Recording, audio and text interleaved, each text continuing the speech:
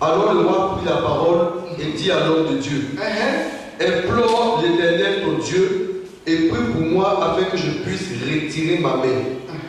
L'homme de Dieu implora l'Éternel et le roi put retirer sa main qui fut comme auparavant. Je vais dire ce soir, Dieu te donne l'autorité. Au sortir de ce programme sur les hôtels, l'autorité sera activée. De sorte que tout sacrificateur des ténèbres qui sacrifie sur un hôtel des ténèbres de la maison de ton père, de toi quand tu vas te mettre ici, c'est-à-dire que quand tu vas t'arrêter, et tu vas commencer à parler au nom de Jésus sur les hôtels de ta famille, cela, quelque chose va leur arriver.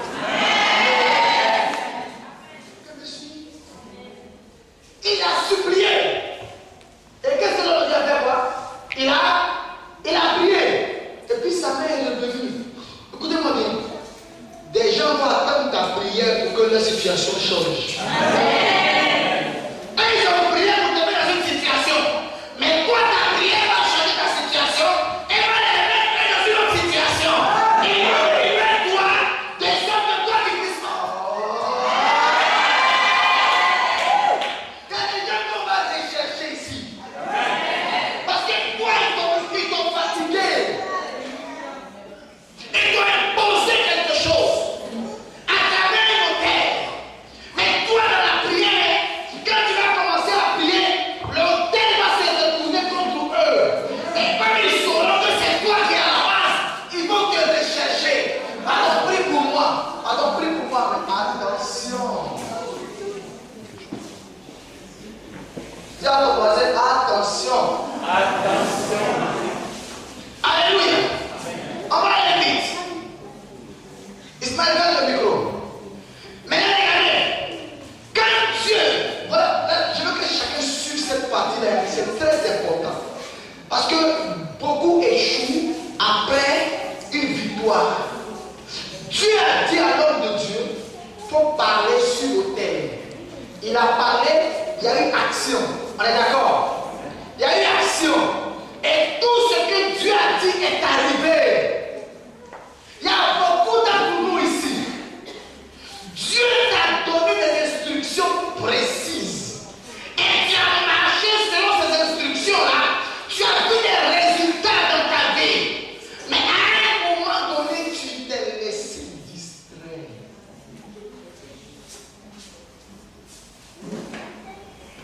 Je peux répéter s'il vous plaît. On va voir la distraction de l'homme de Dieu. Jésus qui a envoyé, il a parlé, il y a eu l'action. La main du prophète a séché, pardon, la main du roi a séché. Et le roi a supplié l'homme de Dieu de prier pour lui. Il prie, sa main devient normale. Mais regardez la distraction qui va suivre. Alors que Dieu a donné instruction. Je vous dis une chose, Dieu marche sur instruction. Ceux qui apprennent à obéir aux instructions de Dieu, il y a des anges qui accomplissent ça dans leur vie. Voilà pourquoi la Bible dit l'obéissance vaut mieux que les sacrifices. Parce que quand tu obéis, il y a un ange qui met le cachet. Quand tu obéis, il y a un ange qui met le cachet. Mais quand tu désobéis aussi, il y a un démon qui enlève la bénédiction. Regarde ton voisin, dis-lui. Quand Dieu te parle, est-ce que tu écoutes tout-même? Dis-lui, tu commences bien, mais tu ne finis pas. Il y a des gens qui ont fait de leur voisin. On lui dit, tu commences bien, mais tu ne finis pas. Et puis après, tu accuses Dieu. Tu dis non, je ne comprends pas. Le Seigneur m'a dit de faire ça. J'ai fait ceci, j'ai fait cela.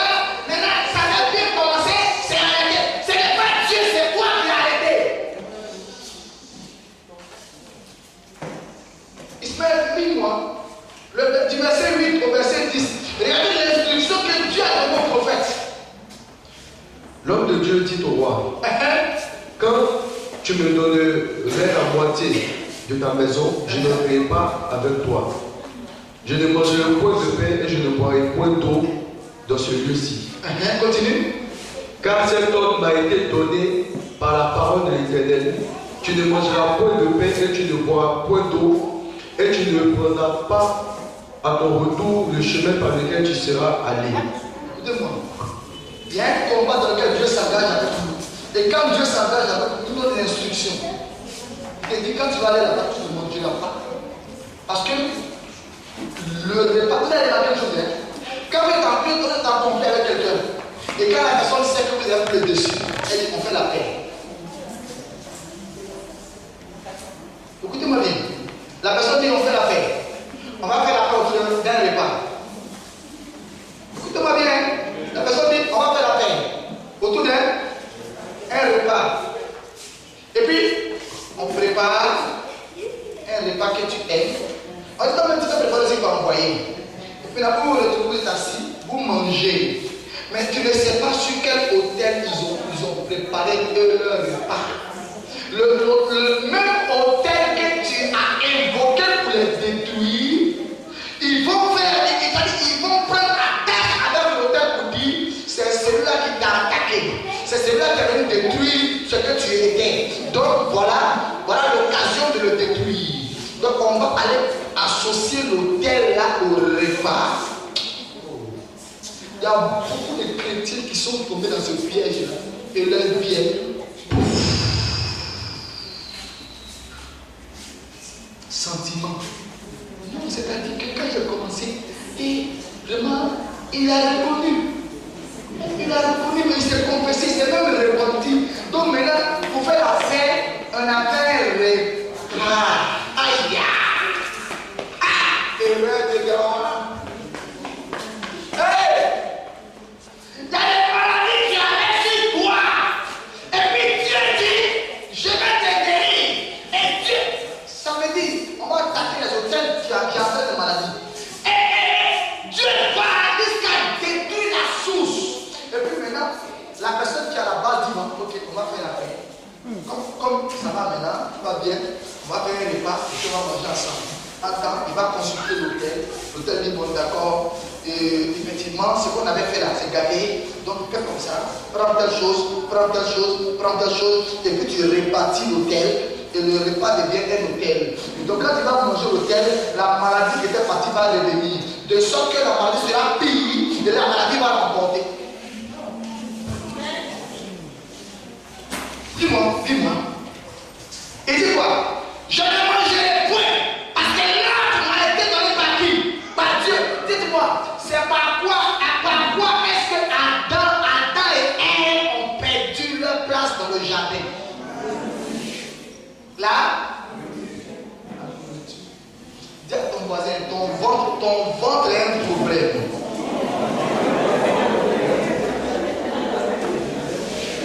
Faut lui dire ça encore, ton ventre est un problème. Tu manges partout, tu manges n'importe quoi. Et tu es tellement pressé, mais quand on a parlé, c'est pour la paix, non? Tu priais pas, rien, merci.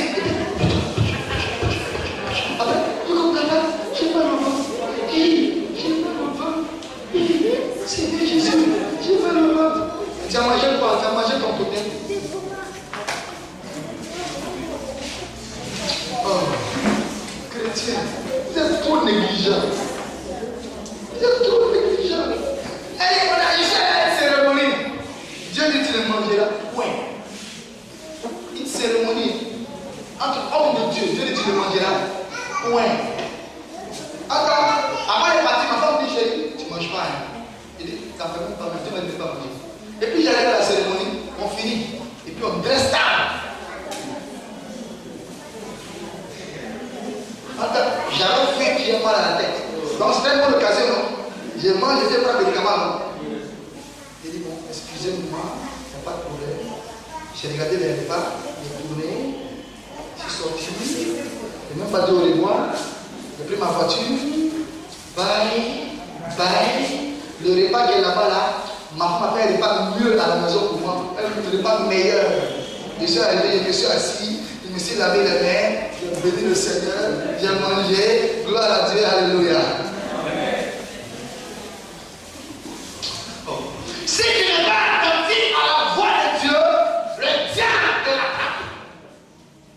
Ce prophète, écoutez-moi,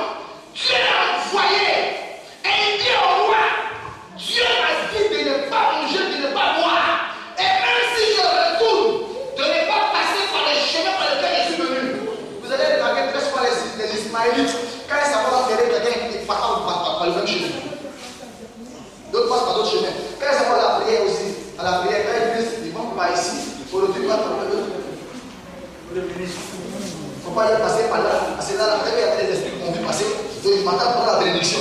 Donc je cherche les voix. Et ils sont très prudents. C'est vrai, les chrétiens sont fous. Non, ça va. Non, ça va. Non, c'est pas là, c'est fini. Tu vois, non, le pain est fini. Donc, va aller manger. Et puis, tu vas t'asseoir là. Et puis, ils vont la tailler tout. Tu manges. Quand même, tu grattes de prendre l'assiette même. En fait, je ne comprends pas. Mais Dieu a commencé quelque chose dans ma vie, non? Mais pourquoi ma vie spirituelle a baissé comme ça? Pourquoi ma vie spirituelle a crié? Je ne comprends pas, je n'arrive plus à prier, je n'arrive plus à gérer. Ah, tu as mangé quoi? Dis à ta mère, tu as mangé quoi?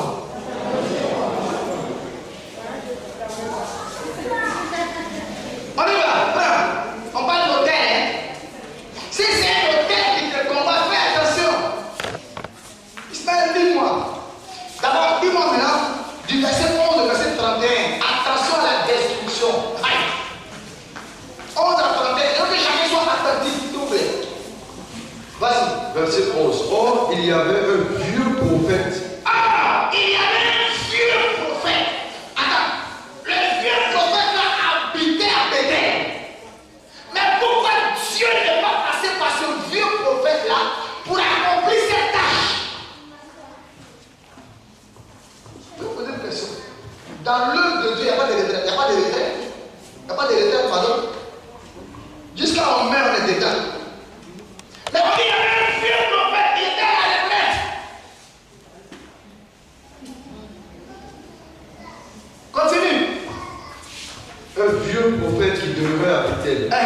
Ses fils vinrent lui raconter toutes les choses que l'homme de Dieu avait faites à Bethel ce jour-là. Et les paroles qu'il avait dites au roi. Lorsqu'ils ont eu fait le récit à leur père, il leur dit, par quel chemin s'en est-il allé? Écoutez-moi, le vieux prophète dit à ses fils, par quel chemin il est passé pour partir? Et puis ses fils vont monter, il est passé par ici. Continue. Ses fils avaient vu par quel chemin s'en était allé l'homme de Dieu qui était venu de Juda. Et il dit à ses fils, scellez-moi l'âne. Scellez-moi l'âne rapidement. Il lui scellait l'âne et il monta dessus. Il monta sur l'âne. Il alla après l'homme de Dieu et il le trouva assis sous un térébinthe. C'est ce qui marchait, il était fatigué. Donc il s'est assis quelque part pour se reposer un peu. Oui. Il lui dit, et puis il dit à l'homme de Dieu, es-tu l'homme de Dieu qui est venu de Juda? Es-tu l'homme de Dieu qui est venu de Juda? Il répondit, je le suis. Je le suis. Alors il lui dit, viens avec moi à la maison et tu prendras quelque nourriture. Viens avec moi à la maison et tu prendras quelque nourriture. Entre-temps, Dieu dit quoi? Ne mange pas, ne bois pas, ne reste même pas dans la maison de quelqu'un. Le vieux prophète arrive. Parce que le vieux prophète là, si Dieu n'est pas passé par lui, c'est que ce prophète là s'était corrompu. Ce prophète s'était corrompu. Ce prophète-là avait une entrée dans le palais royal. Donc ce prophète-là mangeait à la table du roi. Donc ce prophète-là était aussi un adorateur de cet hôtel. Et il dit, suis-moi, viens avec moi, continue. Tu as perdu? Vas-y. Mais il répondit, je ne puis ni retourner avec toi, je ne puis ni retourner avec toi, ni rentrer chez toi. ni rentrer chez toi. Je ne mangerai point de pain, Je ne mangerai point de pain, je ne boirai point d'eau avec toi. je ne boirai point d'eau avec toi. Continue. Car il m'a été dit par la parole de l'Éternel, Car il m'a été dit par la parole de l'Éternel, tu n'y mangeras point de pain et tu n'y boiras point d'eau, et tu ne prendras pas à ton retour le chemin par lequel tu seras allé. Attends, mets-toi sur le passage là. Regarde ton voisin, dis-lui. Tu es qui? Tu es qui?